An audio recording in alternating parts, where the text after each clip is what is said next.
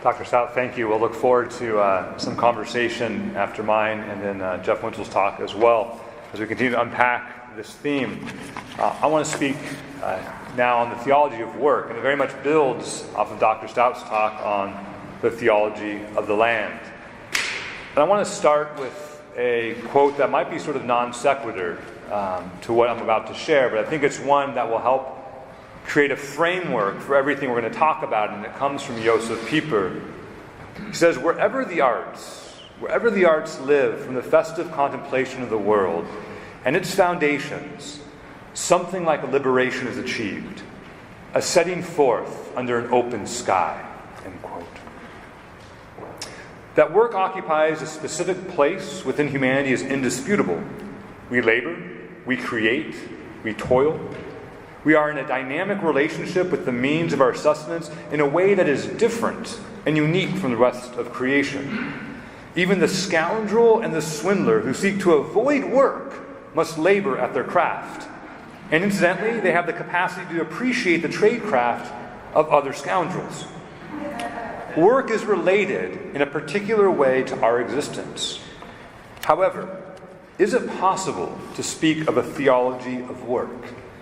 Does work reveal something essential about who God is and who we are in relationship to Him and His creation? If the answer is affirmative, which I believe that it is, that work does indeed have a theology, then several questions follow. What is the role of work in the pre-lapsarian world? And how is it altered by the fall? Is work best understood as punitive, redemptive, or something else entirely? How does work relate to eschatology and our final end? And lastly, and most importantly, why do we work so much for so little? Now, this is not a question about justice of professorial salaries, but a question of why our society places so much emphasis on work, but finds so little meaning in it. These questions cannot be engaged without some intrepidation. After all, these questions fueled some of the most radical and bloody debates of the 20th century. The competing economic and political systems that fomented revolution sought to answer man's purpose, particularly in relationship to work. Keeping this in mind, and to avoid founding a political party or starting a revolution, which I'm sure that we're all capable of, this paper will have a relatively narrow focus. What does the second and third chapter of Genesis reveal about work?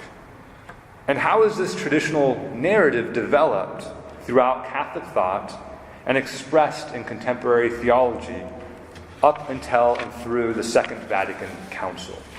That will be our focus for our time together this morning. So towards the Catholic notion of work, much like Jesus, who when asked about marriage, went all the way back to the beginning, we too must go back to Genesis to define work and to understand its role within creation. In the beginning, even before the fall, we find Adam and Eve being charged with caring for and cultivating the garden.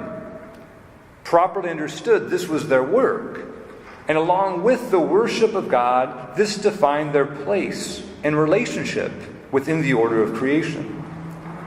In the first two chapters of Genesis, we find two distinct accounts of the narrative of creation. The first account ends with the command to Adam and Eve to participate in creation by being fruitful and multiplying. The call to fruitfulness and multiplication is shared with other animals, but God gives a special purpose to mankind's fecundity. For man, their generative power to fill the earth is intimately connected to their call to subdue it and to have dominion over the fish of the sea, and over the birds of the air, and over every living thing that moves on the earth. This dominion, as pointed out by Pope Francis in Laudato Si, is not to be confused with domination. And this was understood as the particular role of mankind to share in God's kingship over creation.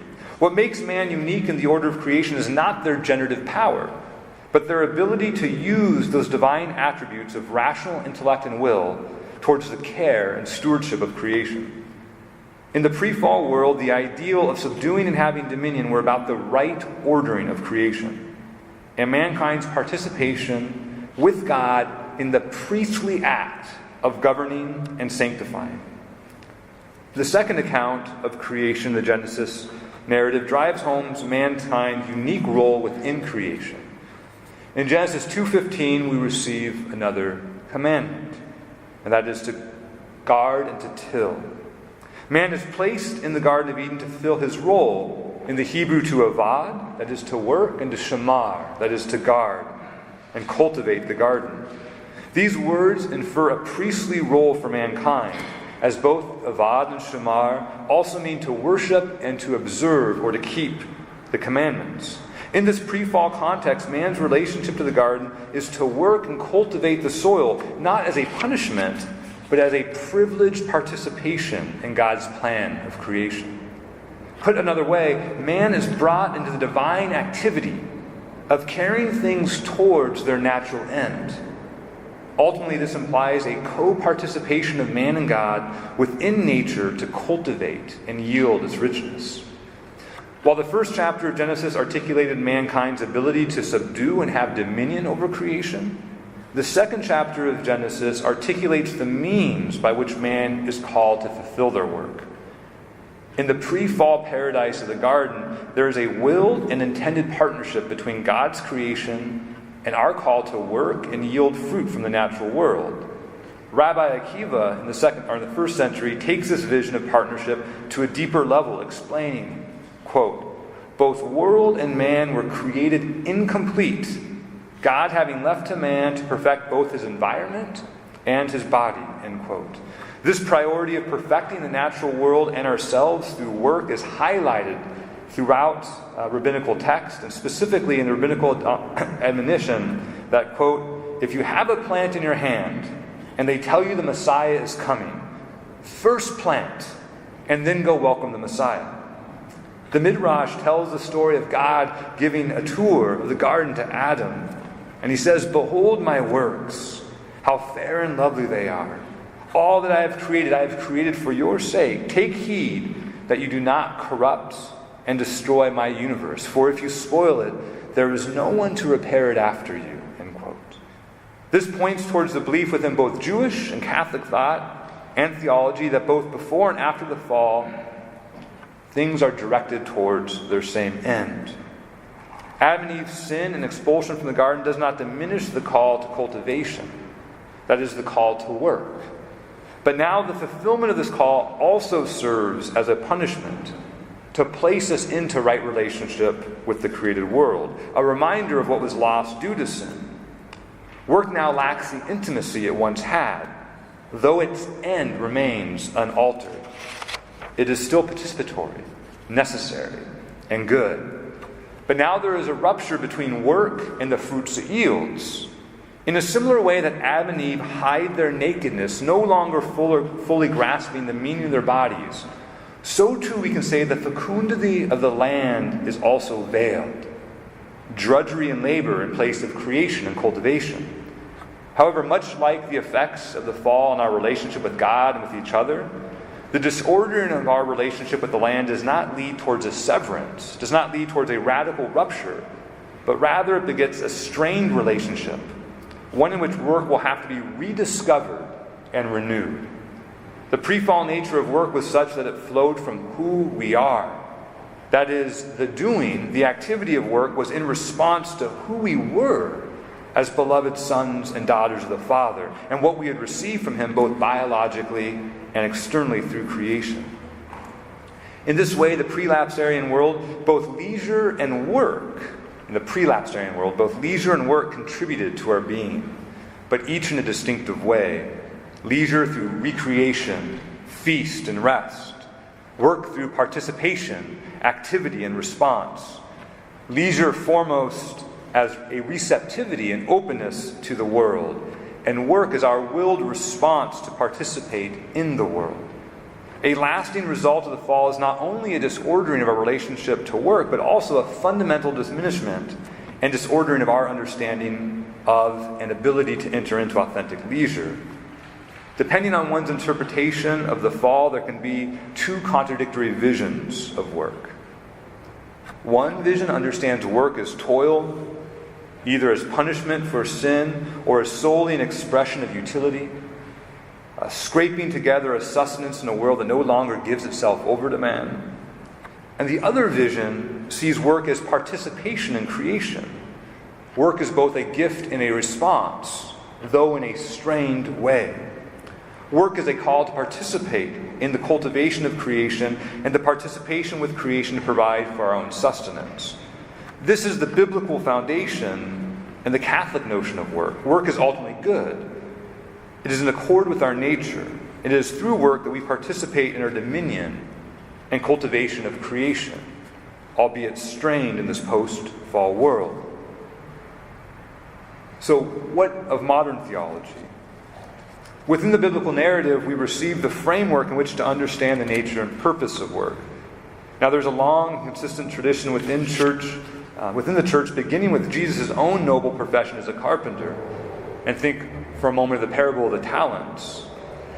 And this theology of work continues through Paul's letter to the Corinthians. One thinks of 1 Corinthians 33 and 34. Within the early church's teaching of the Didache, one would think of chapter 12, or Origen, as mentioned last night by Dr. Carlin. And significantly within the monastic rules of St. Benedict and St. Basil. I quote St. Basil here. He says, "Thus, in the midst of our work, can we fulfill the duty of prayer, giving thanks to Him who has granted strength to our hands for performing our tasks, and cleverness to our minds for acquiring knowledge, and for having provided the materials for that which is the instruments we use, and that which forms the matters of the art in which we may be engaged, praying that the work of our hands may be directed towards its goal, the good pleasure of God." End quote. The Church Fathers also talk about the suffering endured by work, and work as a repayment of debt, even as, quote, "a ransom from sin," as in the epistle of Barnabas, and the means to grow in temperance and fortitude, as in Ignatius' letter to St. Polycarp. And of course, this is true. Work in a post-lapsarian world takes on these pedagogical and punitive dimensions. However, that does not diminish or nullify the nature of work, nor its dignity within the economy of salvation. St. Basil instructs his brothers, quote, "In every action we beg God the success of our labors and satisfy our debt of gratitude to Him who gave us the power to do the work." End quote.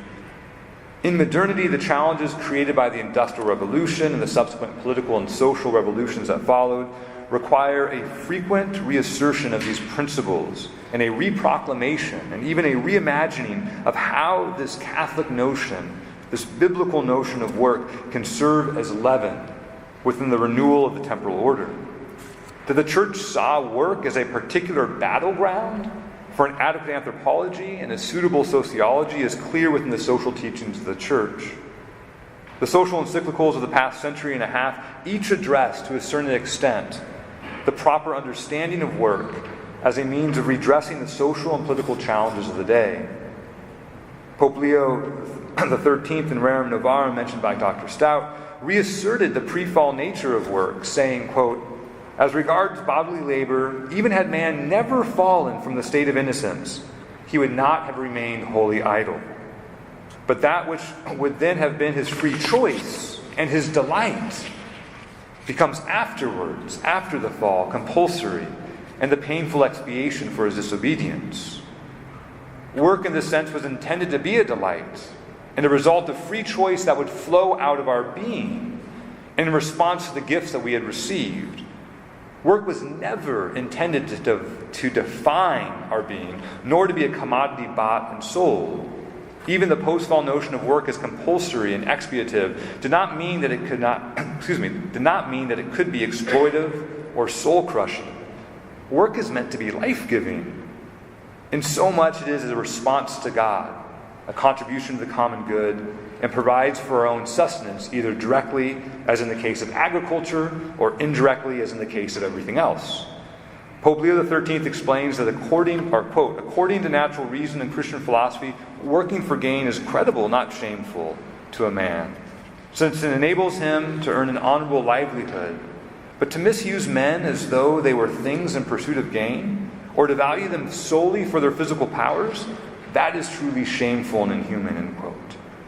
At the turn of the century, the Church sought to proclaim the goodness and dignity of work as a natural and noble human activity connected to our being made in God's image and likeness, and part of our universal call.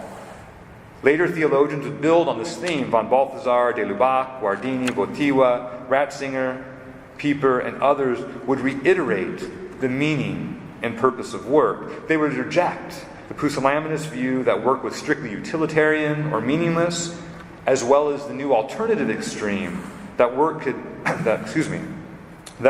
on its own supply a proper identity and telos for man. The Fathers gathered at the Second Vatican Council summarized the Church's notion of work that had developed in response to these competing views. It's a long quote, but it's worth reading from Gaudium at Spes 35. Quote, "Human activity, to be sure, takes its significance from its relationship to man.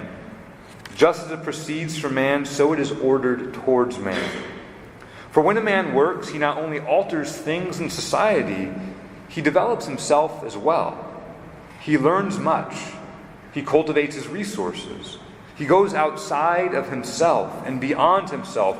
Rightly understood, this kind of growth is of greater value than any external riches which can be garnered. A man is more precious for what he is than for what he has. Similarly, all that men do to obtain greater justice, wider brotherhood, a more humane disposition of social relationships, has greater worth than technical advances. For these advances can supply the material for human progress, but of themselves alone they can never actually bring it about.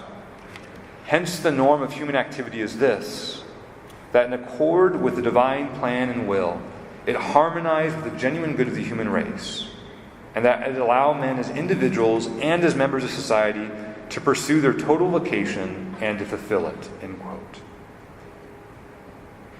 Work as a human good, and by extension, commerce and the management and exchange of goods, bring with it a particular ethos, one that is always related to how we understand creation and our place within it. In short, work has an ethical and yes, also a religious component. We can say that work is not neutral. It is either participating with God in his plan for creation, or it is disordered towards other ends.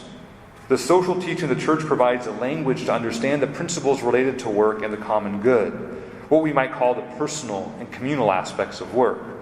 On a personal level, work is about using and developing particular talents so as to contribute towards a particular goal of providing sustenance, whether it be direct or indirect.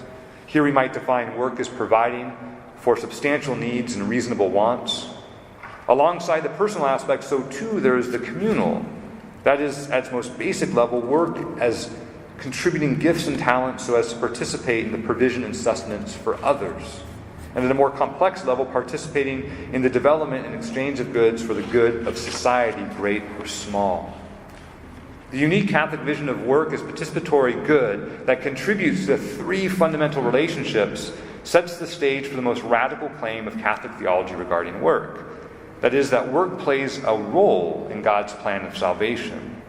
That is true for both us personally, who will be called to give an account for our works, that is, what we have done and the gifts that God has given us, as well as true for us communally, with how we have treated each other and the land. Work at its most basic level is about responding to who we are and how God has made us. While we must be careful not to associate our identity with our work, who we are is not dependent on what we do, but certainly what we do should flow from who we are, and the particular temperament, ability, skill, and desire that we've been given by God. The work, both in terms of our primary vocation and secondary vocation that we have been given, is meant to both sanctify us and provide us with the means to sanctify others. Work, and in particular the workplace or business, becomes a preeminent place within the temporal order that is designed to put people into contact with God's intention for their lives. I quote here, "All that goes to make up the temporal order, personal and family values, culture and economic interests, the trades and professions, institutions of the political community, international relationships, and so on, as well as their gradual development, all these are not merely helps to man's last end. They possess a value of their own, placed in them by God, whether considered individually or as parts of the integral temporal structure. And God saw all that he had made and found it very good. That men working in harmony should renew the temporal order and make it necessary and more perfect. Such is God's design of the world." End quote. Laymen ought to take on themselves as their distinctive task this renewal of the temporal order, we are told by the Second Vatican Fathers. Guided by the light of the gospel and the mind of the church, prompted by Christian love, man should act in this domain in a direct way in their own specific manner. As citizens among citizens, they must bring to their cooperation with others their own special competence and act on their own responsibility everywhere and always. They have to seek the justice of the kingdom of God. The temporal order is to be renewed in such a way, while its own principles are fully respected, it is harmonized with the principles of Christian life and adapted to the various conditions of times, places, and people. End quote. How we live and how we exist in this world and how we use our gifts and work to provide for our needs and the needs of others is intrinsically related to our preparation for the next world. Work in the sphere of economics, commerce is a central part of the free market economy, and therefore the Christian enters that realm not without a theology, but as leaven. Not to abolish it, but to renew it, to transform it into what it is meant to be. That is, work is a force for good. Work is a place of encounter. Work is a means to participate in restoring and recreating the created order, to glorify God and to provide for our own sustenance. In this way, work can be said not only to have a theology, not only that work reveals something about who God is and who man is in our particular inheritance of this world, but we can also say that work has an eschatology that is directing us towards our final end. Thank you very much.